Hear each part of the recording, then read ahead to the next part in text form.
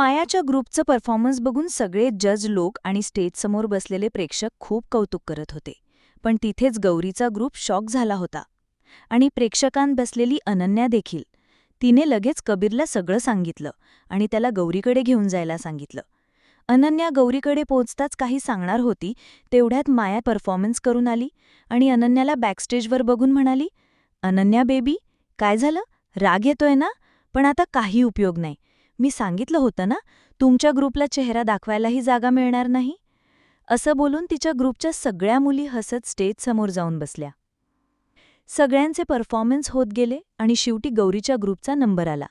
त्यांचं नाव अनाऊन्स झालं, पण स्टेजवर कोणीच आलं नाही. हे पाहून माया ग्रुप्स खूप खुश झाल्या. तेवढ्यात अचानक स्टेजच्या सगळ्या लाईट्स ऑफ झाल्या आणि एका सेंटरवर फोकस झाला, जिथे अनन्या व्हीलचेअरवर बसलेली होती. हलक्या म्युझिकसोबत हळूहळू स्टेजवर लाईट्स लागल्या आणि अनन्यासोबत प्रियंका आणि साक्षीही होत्या. म्युझिकसोबत त्यांचा डान्स सुरू झाला.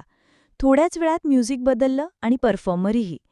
आता अनन्या, प्रियंका आणि साक्षी यांच्या जागी गौरी आणि रितू आले आणि त्यांनी डोळ्यांवर पट्टी बांधून परफॉर्मन्स केला. त्यांच्या डान्ससोबत लोकांना एक संदेशही होता, एनिबॉडी कॅन डान्स. जरी तो माणूस चालू शकत नसेल किंवा पाहू शकत नसेल, तरी जर त्याच्यात जिद्द असेल तर तोही डान्स करू शकतो. त्यांचा परफॉर्मन्स संपताच सगळे जज उभे राहिले. चारही बाजूनी प्रेक्षक शूटिंग करू लागले. हे पाहून माया खूप रागावली आणि तिथून निघून गेली. या वर्षाची चॅम्पियनशिप पुन्हा एकदा अनन्या आणि तिच्या टीमलाच मिळाली. सगळे खूप खुश होते, पण अनन्या थोडी जास्तच खुश होती. तेव्हा विशाल म्हणाला, "अरे, तुमचा डान्स तर माया ग्रुप्सने कॉपी केला होता. एवढ्या कमी वेळात तुम्ही एवढं चांगलं कसं केलात?" हे ऐकून पाचही मुली एकमेकींकडे डोळा मारतात आणि मग अनन्या म्हणाली, "आम्हाला पहिल्या दिवसापासून माहिती होतं की माया असं काहीतरी करेल, म्हणून आम्ही घरी एकाच वेळी 2 डान्सची प्रॅक्टिस करत होतो." मग थोडी उदास होत म्हणाली, "पण मला काय माहीत होतं की हे खरंच होईल. माझ्या पायाला खरंच दुखापत होईल आणि मला असं करावं लागेल." तेव्हा सगळ्यांनी तिला ग्रुप हग देत म्हणालं, "अंत भला तो सब भला." आणि शिवाय मायाचा चेहरा बघण्यासारखा होता. असं बोलून सगळे हसू लागले. त्यानंतर दुसरे कॉम्पिटिशन सुरू होणार होते, म्हणून सगळ्यांनी तिकडे जाण्याचा विचार केला. पण अनन्याच्या पायाला थोडा त्रास होऊ लागला, म्हणून सगळे घरी जाण्याचा विचार करत होते. तेव्हा अनन्या म्हणाली, "तुम्ही मला डिस्पेन्सरी रूममध्ये सोडून द्या, तिथे मी आराम करेन आणि तुम्ही लोक दुसरे कॉम्पिटिशन बघा. त्यानंतर आपण घरी जाऊ." सगळ्यांना हा आयडिया आवडला आणि अनन्याने सांगितल्याप्रमाणे तिला तिथे सोडून ते सगळे निघून गेले. थोड्याच वेळाने एक मुलगी अनन्याकडे आली आणि म्हणाली, "अनन्या, तुला गौवीने क्लासरूममध्ये बोलवलंय. तिला काहीतरी महत्त्वाचं सांगायचंय." अनन्या हे ऐकून काही विचारणार होती, तेवढ्यात ती मुलगी तिथून निघून गेली. अनन्याने विचार केला की नक्की काहीतरी असेल, म्हणूनच गौरीने बोलवलंय, असं म्हणून ती हळूहळू क्लासरूमकडे गेली. क्लासरूममध्ये आत शिरताच माया आणि तिच्या फ्रेंडने तिला ढकलून आत टाकलं आणि दार बाहेरून बंद केलं. इथे गौरीला काहीतरी बरोबर वाटत नव्हतं, म्हणून ती कबीरला म्हणाली, "कबीर, आपण घरी जाऊया, मला तब्येत बरी नाही वाटत आहे." हे ऐकून सगळे म्हणाले, "हो यार, घरी जाऊया." आणि मग ते सगळे अनन्याला घेऊन जायला निघाले. जेव्हा ते डिस्पेन्सरी रूममध्ये पोहोचले, तेव्हा तिथे अनन्या नव्हती. हे पाहून सगळे विचार करू लागले की अनन्या कुठे गेली? तिच्या तर पायाला त्रास होत होता, गरज पडली असती तर तिने कुणाला बोलवलं असतं. तेव्हा गौरी म्हणाली, "कदाचित ती आसपासच गेली असेल किंवा वॉशरूमला गेली असेल. आपण पटकन घेऊन तिला निघूया." सगळ्यांना गौरीचा हा आयडिया आवडला आणि ते सगळे तिला आसपास शोधू लागले. पण त्यांना अनन्या मिळालीच नाही, ज्यामुळे त्यांची काळजी अजूनच वाढली की अनन्या कुठल्या अडचणीत तर नाही ना. हे विचार करून ते सगळे तिला शोधू लागले. आणि इकडे अनन्या. जसेच मायाने तिला क्लासच्या आत ढकलले, ती तोंडावर कोसळली आणि पायाला आलेल्या मोचेमुळे तिच्या तोंडातून किंकाळी निघाली. तेव्हाच तिला एक आवाज ऐकू आला. तिने पाहिलं तर ती थक्क झाली, कारण तो विक्की होता आणि त्याच्या मागे त्याचे पार्टीवाले 3 दोस्त उभे राहून हसत होते. हे पाहून अनन्याला आता भीती वाटू लागली. तिने चहूबाजूला पाहिलं तर आठवलं की ती घाईगडबडीत आपली बॅग डिस्पेन्सरी रूममध्येच ठेवून आलीये. आता ती कुणाला मदतीसाठी कशी बोलवणार? अनन्याला असं घाबरलेलं पाहून विक्की आणखीन मोठ्यांनी हसत होता. हसता हसता तो अनन्याच्या जवळ आला आणि तिचं तोंड आपल्या हातांनी दाबत म्हणाला, "अनन्या डार्लिंग, त्या दिवशी तुझ्या कोणा शुभचिंतकाने आम्हाला खूप मारलं होतं. मग आपला प्लास्टर लावलेला हात दाखवत म्हणाला, "बघ, एका हाताला प्लास्टर पण लागलं. पण." मग हसत म्हणाला, "पण दुसरा हात तर ठणठणीत आहे आणि तुझं वाईट करण्यासाठी पुरेसा आहे. तर कोणीही शुभचिंतक तुला वाचवण्यासाठी येणार नाही." हे ऐकून मागे उभे असलेले त्याचे तिन्ही दोस्त हसत म्हणाले, "भाई, एकटे मजा करू नको. आमच्यासाठीही सोड. आमच्या हाताला प्लास्टर नाही लागलाय म्हणून काय झालं? त्या दिवशी या सालीच्या चक्रातमध्ये आम्हालाही मार खावा लागला होता, ज्यामुळे आजही हाडं दुखतायत." हे ऐकून अनन्याच्या डोळ्यातून अश्रू उघळू लागले. तिलाही वाटू लागलं की आता कोणीच तिला वाचवणार नाही. काश ती ही गौरीसोबत गेली असती, पण आता पश्चाताप करून उपयोग नव्हता. एवढं ऐकल्यावर विक्की म्हणाला, "सगळ्यांना संधी मिळेल, पण आधी मी मजा घेऊन टाकतो." एवढं बोलून विक्कीने आपल्या मित्रांना म्हटलं, "हिला उभं करा." त्याचे 2 दोस्त पुढे आले आणि अनन्याला उभं करून भिंतीला टेकवलं. विक्की तिच्या गालांवर हात फिरवत म्हणाला, "डार्लिंग, आज तुला वाचवण्यासाठी कोणी येणार नाही. फक्त आम्हीच आहोत इथे." तेवढ्यात मागून दार धाडकन उघडल्याचा आवाज आला. विक्की आणि त्याच्या मित्रांनी मागे पाहिलं तर त्यांना 2 लोक दिसले. हे पाहून ते चकित झाले. विक्कीने मायाच्या मदतीने अनन्याला क्लासरूममध्ये बंद करून स्वतःचा बदला घेण्यासाठी योजना केली होती, जिथे तो आधीच त्याच्या मित्रांसोबत थांबला होता. तो जसेच अनन्यासोबत गैरवर्तन करायला गेला, तेव्हाच मागून क्लासचं दार उघडल्याचा आवाज आला. मागे वळून पाहिलं तर त्यांना 2 लोक दिसले. आधी विक्कीचे मित्र घाबरले, पण लगेच त्यांच्या चेहऱ्यावर स्माईल आली, कारण ते दोघं कुणी वेगळे नसून गौरी आणि रितू होत्या. हे पाहून विक्की हसत म्हणाला, "डार्लिंग, तुझ्या 2 सख्या आल्या आहेत तुला वाचवायला." हे ऐकून अनन्या त्या दोघींकडे पाहत म्हणाली, "तुम्ही इथून जा. हे कमीने तुम्हालाही सोडणार नाहीत. प्लीज पटकन जाऊन रुद्रभाऊला सांगा." अनन्याची गोष्ट ऐकून गौरीने रितूकडे पाहिलं आणि हसत दार बंद करून त्याला लॉक लावला. मग वळून गौरी म्हणाली, "एका मुलीसोबत तितकी मजा येणार नाही, म्हणून आम्ही दोघीही आलो आहोत. आता तुम्ही मजा कराल आणि तुमचे दोस्त बघत बसतील, ही तर अन्यायाची गोष्ट झाली." मग रितू एका खुर्चीवर बसत विक्कीला म्हणाली, "विक्की, तू कधीही आपल्या मित्रांबद्दल विचार करत नाहीस. नेहमी आधी स्वतःबद्दल विचार करतोस. हे चुकीचं आहे ना?" हे ऐकून विक्कीचा एक दोस्त पुढे येत म्हणाला, "यार, तू बरोबर बोललीस रितू." एवढं बोलताच तो रितूकडे आला, पण गौरी, जी आपल्या मागे एक जाडसर काठी घेऊन आली होती, तिने त्यालाच मारायला सुरुवात केली.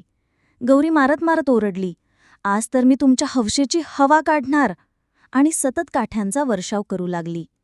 मग काय, रितू ही एक काठी घेऊन आली होती. बस, दोघी लागल्या. जिथे जागा मिळेल तिथे दणादण काठ्या बसू लागल्या. हे पाहून विक्की आणि त्याचे दोस्त थक्क झाले की अचानक हे काय घडतंय. तो जमिनीवर लोळू लागला तेव्हा दोघींनी त्याला सोडून बाकीच्यांना मारायला सुरुवात केली. ते समजून घेईपर्यंत ना जाणे किती फटके खाल्ले होते त्यांनी. हे सगळं पाहून विक्की संतापला आणि अनन्याला सोडून गौरीकडे झेपावला. तेव्हाच अनन्याने आपल्या पायांनी त्याला पाय अडवून पाडून दिलं. विक्की स्वतःला सावरू शकला नाही आणि तो तोंडावर पडला. त्याच्यावर जे हाताला प्लास्टर होतं त्याच हातावर तो आपटलाच. पडताच त्याच्या तोंडून मोठी किंकाळी बाहेर पडली. आणि विक्कीचे तिन्ही दोस्त एकामागून एक सतत काठ्या खात होते. त्यांना फक्त ओरडणं एवढंच जमलं, कारण काठ्या कुठेही लागत होत्या. बाहेरही असंच काहीसं दृश्य होतं, जिथे साक्षी आणि प्रियंकाने माया आणि तिच्या एका फ्रेंडला हातापायाने चांगलंच धुतलं होतं. खरं तर साक्षी आणि प्रियंकाच्या हातात काठ्या नव्हत्या, पण त्यांचे हातपाय सतत दोघींवर पडत होते. त्यांच्या किंकाळ्या ऐकून काही स्टुडंट्स, जे कॉम्पिटिशन बघत नव्हते, ते धावत आले आणि हा तमाशा बघून हसू लागले. कुणी व्हिडिओ बनवू लागले. "अरे भाऊ, कॉलेज आहे आणि कॉलेजमध्ये भांडण सोडवण्यापेक्षा तमाशा बघणं जास्त मजा येते," असं बोलून सगळे हसू लागले. आणि आज तर मायाला या अवस्थेत बघून सगळ्यांना जास्तच मजा येत होती, कारण मायाचा अहंकार सगळ्यांना माहीत होता. तिचा मेकअप पसरलेला आणि केस विस्कटलेले पाहून ती एखाद्या चुडेलसारखी दिसत होती. ते बघून सगळ्यांना हसू आवरत नव्हतं. एवढ्यात कुणीतरी ओरडला, "अरे, आताही कार्यक्रम चालू आहे." हे ऐकून सगळे धावत क्लासच्या खिडकीजवळ आले. आतलं दृश्य पाहून पाहणारे थक्क झाले. आत काय दिसलं तर अनन्या डेस्कवर बसून म्हणत होती, "अजून मार गौरी, आणखी जोरात." आणि तिथे गौरी आणि रितू 4 मुलांना एकदम दणादण काठ्याने धुवून काढत होत्या. 4ही मुलं फक्त किंकाळ्या मारत दोघींना जीवाची भीक मागत होते. पण गौरी आणि रितूकडे बघून वाटत होतं की त्यांना काही ऐकूच येत नाहीये. त्या तर कपड्यांसाठा त्यांना धुत होत्या. रुद्र आणि कबीर दोघेही हे बघून अवाक झाले. त्यांना विश्वासच बसत नव्हता की ही त्यांची गौरी आहे. एवढ्यात एचओडी रागाने विचारले, हे सगळं काय चाललंय इथे? पण तिथे सगळे शांत होते, कारण जेव्हा ते आले तेव्हा हा कार्यक्रम आधीपासूनच सुरू होता. मग सरांना काय सांगणार? क्लासच्या बाहेर 2 मुलींना मार खाताना पाहून आणि क्लासच्या आत 4 मुलांची धुलाई होताना पाहून सगळे सन्न झाले होते. तेव्हाच एचओडी सर रागाने विचारले, हे सगळं काय चाललंय? पण कुणाकडेही उत्तर नव्हतं, कारण हे मारामारी सुरू झाल्यानंतरच ते लोक आले होते आणि मार का चालू आहे याचं कारण त्यांना माहीत नव्हतं. सगळे शांत असल्याचं पाहून सर म्हणाले, गेट उघडा. तेव्हाच रुद्र धावत आला आणि गेट उघडायचा प्रयत्न करू लागला, पण गेट आतून लॉक होतं. मग तो मागे वळून प्रियंकाला विचारतो, प्रियंका, हे सगळं काय चाललंय? तेव्हा प्रियंकाने सुरुवातीपासून सगळी गोष्ट सांगितली, कसं ते लोक अनन्याला शोधत होते आणि इथपर्यंत पोचले. जेव्हा ते लोक आले तेव्हा आतून अनन्याच्या किंकाळ्या ऐकू येत होत्या. ते आत जायला निघाले तेव्हा माया आणि तिच्या फ्रेंडने अडवत सांगितलं, आत अनन्याचा हिशोब चाललाय. आपण मध्ये पडलो तर आज जी अनन्याच्या सोबत होईल तेच आपल्यासोबत होईल. आम्ही विंडोमधून पाहिलं तर विक्की आणि त्याचे दोस्त अनन्याला वेढून उभे होते. काही अनर्थ होईल या भीतीने आम्ही घाबरून गेलो होतो. तेव्हाच गौरी एक काठी घेऊन आली आणि मायाला मारू लागली. तिला मारत साईडला करत गौरी आणि रितू आत शिरल्या, तर मी आणि साक्षी बाहेर या दोघींना रोखून ठेवत होतो. त्यावेळी आम्हाला काहीच सुचत नव्हतं की कुणाला बोलवावं का. आम्हाला वाटलं आपण कुणाला बोलवायला गेलो तर उशीर होईल, म्हणून आम्ही स्वतःच यांना हाताळायला लागलो. हे ऐकून कबीर आणि विशाल हसायला लागले आणि म्हणाले, तुम्ही लोक हाताळायला लागलात की यांना संपवायलाच लागलात? त्यांच्या बोलण्यावर तिथं उभे सगळेच हसायला लागले. इतकंच काय तर रुद्रलाही हसू आवरलं नाही. तेव्हाच एचओडी सर रागाने ओरडले, शांत बसा. सगळे शांत झाले तेव्हाच आतून मोठ्या आवाजात किंकाळा ऐकू आलं, आई आई. हे ऐकून पुन्हा सगळे हसायला लागले, कारण प्रियंकाच्या बोलण्यातनं सगळ्यांना आधीच कळलं होतं आणि आतल्या दृश्यामुळे ते खुश झाले होते. मुलं मार खाताना पाहून सगळेच हसत होते. थोड्या वेळापूर्वी जे एचओडी सर रागात होते ते सुद्धा स्वतःला हसापासून रोखू शकले नाहीत. त्यांनी रुद्रकडे पाहून विचारलं, काय करावं आता? मग रुद्रने माया आणि तिच्या फ्रेंड्सकडे बोट दाखवत सांगितलं, सर, या दोघी आपल्या कॉलेजच्या स्टुडंट्स आहेत, त्यामुळे कॉलेजच्या नियमांनुसार ह्यांना शिक्षा व्हायला हवी. आणि जे आत आहेत? हे बोलताना रुद्रलाही हसू लागलं. त्यांना या कॉलेजमधून काढून टाकलं आहे. त्यांना शिक्षा तर आतल्या मुली स्वतःच देत आहेत. त्यामध्ये आपल्याला काही करायचं नाही. ते मुलं डिपार्टमेंट किंवा कॉलेजची जबाबदारी नाहीत. हे ऐकून एचओडी सर माया आणि तिच्या फ्रेंडला बोलावून केबिनमध्ये गेले. बाकी सगळे मात्र बाहेर थांबून 3 मुली बाहेर येण्याची वाट पाहू लागले. थोड्या वेळाने दोघी दमल्या आणि तिथेच बसल्या. तेव्हाच कबीरने विंडोमधून ओरडून त्यांना बोलावलं. कबीरचा आवाज ऐकून अनन्याने धावत जाऊन गेट उघडलं आणि त्या दोघींसोबत बाहेर आली. अनन्या धावत जाऊन रुद्राच्या गळ्यात पडली आणि रडत म्हणाली, भाऊ, आज गौरीने मला वाचवलं, नाहीतर माझं काय झालं असतं कुणास ठाऊक. रुद्र तिला शांत करत होता तेव्हाच त्याला क्लासच्या बाहेर येणारी गौरी दिसली. तो काही बोलणार किंवा करणार त्यापूर्वीच कबीरने तिला गळ्यात घेतलं. तर रितूला विशालने उचलून घेत म्हणाला, केस करत म्हणाला, आज मी खूप आनंदी आहे. माझ्या पसंतीवर आज मला प्राऊड वाटतोय. गौरीला कबीरसोबत गळ्यात पाहून रुद्रला अजिबात बरं वाटलं नाही. त्याला हळूहळू रागही येऊ लागला. तेव्हाच काही पोलीस आले, ज्यांना रुद्रनेच बोलवलं होतं. त्यांनी विक्की आणि त्याचे दोस्तांना पकडले आणि म्हणाले, यापुढची धुलाई आम्ही करू. रुद्र सगळ्यांना घरी घेऊन आला. अनन्याच्या तोंडून सगळ्या गोष्टी ऐकून सुधाजी रडत रडत गौरीच्या हात धरून म्हणाल्या, गौरी बेटा, तुझं हे उपकार आम्ही कधीच विसरणार नाही. आज तू जे केलंस ना, कदाचित देवाने याच दिवसासाठी तुला आपल्या घरात पाठवलं होतं, जेणेकरून तू आपल्या घराची इज्जत वाचवू शकशील. हे ऐकून गौरी म्हणाली, काकू, तुम्ही आणि या फॅमिलीने माझ्यासारख्या अनाथावर जे उपकार केलेत ते मी आयुष्यभरही फेडू शकत नाही. तुम्ही असं बोलू नका. अनन्या माझी बहीण आहे आणि तिच्यासाठी मी काहीही करू शकते. इतकं ऐकताच अनन्या तिला मिठी मारून रडू लागली आणि म्हणाली, कदाचित माझ्या स्वतःच्या बहिणीनेही माझ्यासाठी इतकं केलं नसतं गौरी. गौरी तिला शांत करत म्हणाली, मी काय केलंय? जेव्हापासून मी इथे आले तेव्हापासून नेहमी तूच मला धीर दिलास माझा भूतकाळ विसरायला आणि पुढे जायला. त्यापुढे हे काहीच नाही. तेव्हाच पटकन कबीर म्हणाला, बस आता, सगळ्यांनी रडणं बंद करा. माझ्याकडे सगळ्यांसाठी एक सरप्राईज आहे. आता रडण्यात नाही, माझ्या सरप्राईजमध्ये लक्ष द्या. असं बोलून त्याने हॉलमध्ये लावलेल्या टीव्हीला आपला फोन कनेक्ट केला. थोड्याच वेळात टीव्हीवर एक व्हिडिओ सुरू झाला. तो पाहून आधी सगळ्यांचे डोळे मोठे झाले, पण काही सेकंदातच सगळे हसता हसता लोटपोट झाले. कारण तो व्हिडिओ होता जेव्हा गौरी, रितू, विक्की आणि त्याचे दोस्तांची धुलाई करत होत्या. मग दुसरा व्हिडिओ प्ले झाला, क्लासच्या बाहेरचा, जिथं प्रियंका आणि साक्षी मायासोबत भिडल्या होत्या, तिचे केस ओढत होत्या आणि तिच्यावर लाथा बरसावत होत्या. तो पाहून पुन्हा सगळे हसायला लागले. हे सगळं पाहून सुधाजी म्हणाल्या, आज तुम्ही मुलींनी सगळ्यांना दाखवून दिलं की बायका कधीच कमजोर नसतात. आपल्या लोकांवर वेळ आली तर त्या कुणासोबतही भिडू शकतात. तेव्हाच आजी मध्येच बोलल्या, आमची गौरी तर आहेच सुपर हिरो. मग अनन्याकडे वळून म्हणाल्या, अनन्या, यावर्षी तू पुन्हा चॅम्पियन झाली आहेस. पार्टी शार्टी नाही करणार का? हे ऐकून कबीर म्हणाला, अरे हो आजी, आपण तर विसरलोच होतो. पार्टी करूया पण माझी गेम झाल्यानंतर. मग तर डबल पार्टी होईल. तेव्हाच गौरी म्हणाली, कबीर, तुला खरंच वाटतंय का की तुम्ही लोक जिंकणार? हे ऐकून सगळे हसायला लागले. मग कबीर रागाने गौरीकडे जात म्हणाला, थांब, आत्ताच दाखवतो तुला. हे सगळं पाहून घरातले सगळेच हसत होते, पण थोडं दूर बसलेला रुद्र मात्र आतून संतापत होता. अचानक गौरीच्या तोंडून किंकाळी निघाली. हे ऐकताच सगळे शांत झाले. सगळ्यांनी पाहिलं, गौरीने आपला एक हात धरलेला होता.